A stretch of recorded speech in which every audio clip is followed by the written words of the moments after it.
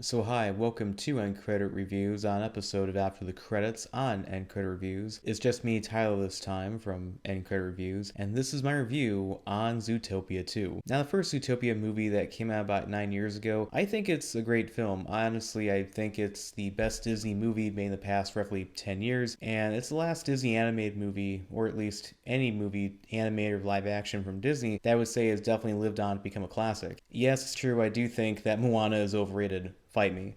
So with this new movie, Zootopia 2, takes place just a week after the events of the first movie.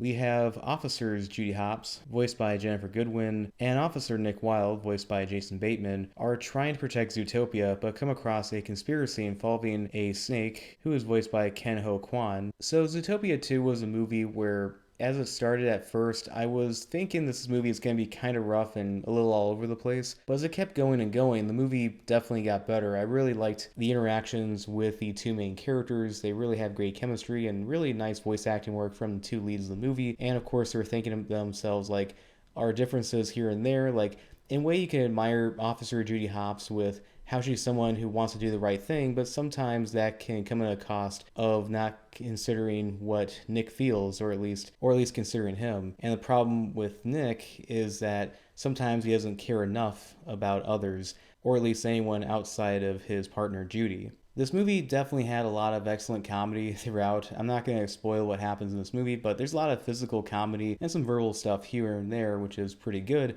However, I felt like some of the humor at times was a little too fast.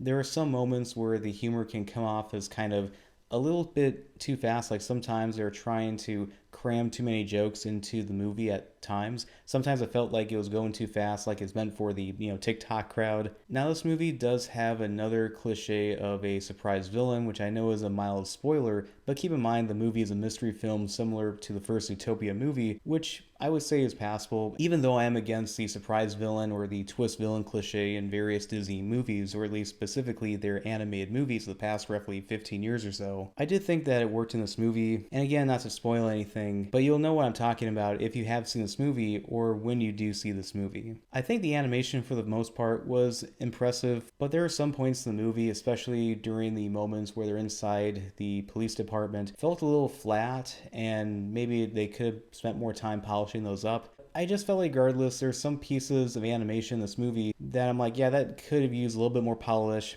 to make it more like a theatrical movie. And I don't remember any of those issues in the first Zootopia movie. I kind of noticed it in this one, even though it's 9 years later, you think the technology improved. But overall, it kind of goes to show how maybe there is a decline in quality control over in just movies generally speaking. And it's not just in effects in live action movies, but even just animated films. Not to just any of the talented animators at Disney. There are definitely no shortage of them over there. They did a good job, but I just feel like there are certain parts where I'm like, yeah, that could have used a little bit better, more finesse with that. So as for Zootopia 2, I did go see this with a cousin of mine, and he did not see the first Zootopia movie, but he did watch this one going in without seeing that first one, and he enjoyed this movie a good amount, and I also enjoyed this movie too. Now, is the first one better? Of course, but this one I would say is a pretty good sequel in its own right. It's kind of like how The Invisible Man from 1933 is better than The Invisible Man Returns from 1940, or kind of like how the 1999 Mummy is better than The Mummy Returns, but overall I would recommend both movies. So as for Zootopia 2, I would give it about 3 stars out of 4. Now I know that lately I've been giving that rating to a lot of movies.